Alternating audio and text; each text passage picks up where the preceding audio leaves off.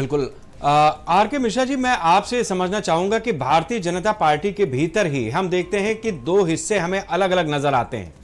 एक तरफ उप मुख्यमंत्री कहते हैं कि हम शंकराचार्य लखनऊ आएंगे तो उनका स्वागत करेंगे, दूसरी तरफ सदन से मुख्यमंत्री का एक बयान आता है,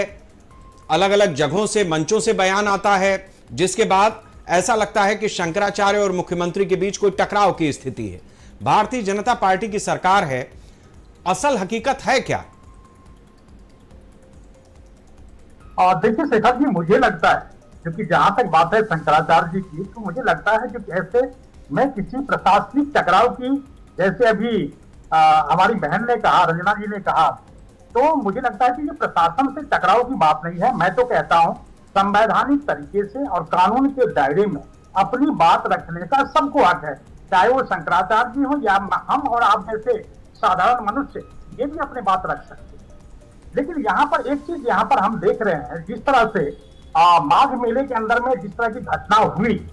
प्रशासन के साथ जिस तरह से झड़प हुई, उसमें जिस तरह की घटनाएं हुई, मुझे लगता है जो शंकराचार्य जी है उसी चीज को आगे बढ़ाने का प्रयास कर रहे हैं। उन्होंने जरूर सरकार को कहा, जो कि 40 दिन का अल्टीमेटम दिया, लेकिन जिस तरह से उन्होंने इस बात को आगे बढ़ाने का प्रयास किया, मुझे लगता है कहीं ना कहीं ये मतलब कुछ एक अलग स्थिति बनते दिख रही है।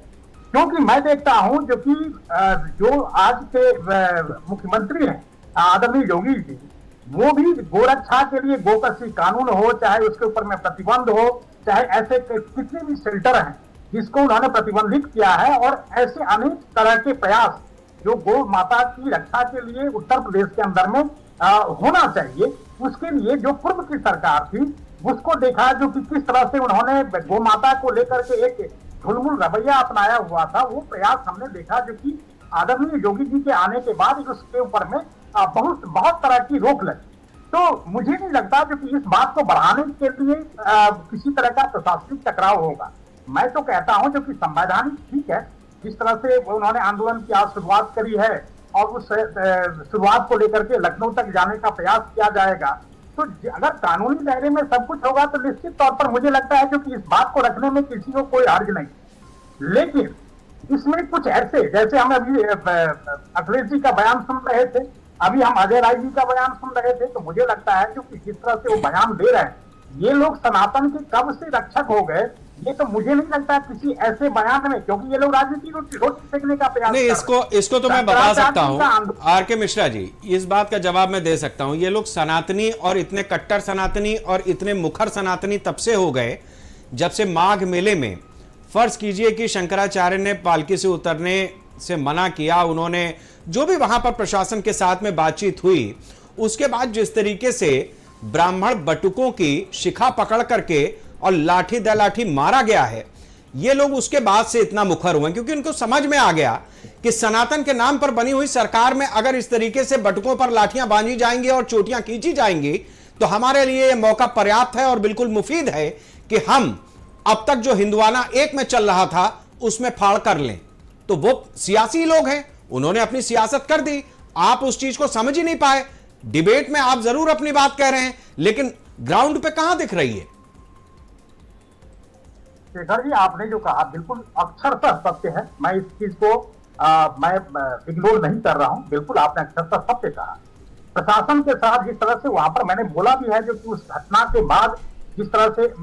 ये जो विपक्षी दल है ये प्रखर हुए, मुखर हुए, तो मुझे लगता है कि ये कहीं ना कहीं अपना राजनीति रोटी सेकने का प्रयास कर रहे हैं। लेकिन मैं एक चीज जरूर यहाँ पर कहना चाहता हूँ, क्योंकि उत्तर प्रदेश में जो जिस तरह की सरकार है, वो चाहे गोरक्षा के लिए हो, चाहे ऐसे अनेक कानून, आपने देखा होगा जो विधानसभा के अंदर में अनेक ऐसे कानून बने हैं जो पूर्व की सरकार ने उस चीज को बिल्कुल इग्नोर किया था, उस चीज को आगे बढ़ाने का कोई प्रयास नहीं किया था। लेकिन आज अगर हम देखें तो विधानसभा के अंदर में ऐसे अनेक कानून बने हैं, चाहे अभी गोकशी की ही बात अगर करें तो गोरक्षा के लिए जिस तरह से सरकार आगे बढ़ रही है, मुझे लगता है जो कि अपनी बात रखने का शंकराचार्य जी को पूरा हक है। अगर आंदोलन कानूनी तरीके से, संवैधानिक तरीके से अगर चलता है, अपने विषय रखते हैं, तो इसमें प्रशासन के साथ कोई टकराव की बात नहीं है, क्योंकि हम लोग भी इस चीज के पक्षधर हैं, क्योंकि गो रक्षा होनी चाहिए, इसके लिए कानून बने, चाहे इसके लिए और अनेक अगर प्रयास करने चाहिए तो निश्चित तौर पर होना चाहिए। लेकिन इसमें अगर कोई राजनीति रोटी सेकने का प्रयास अगर कर रहा है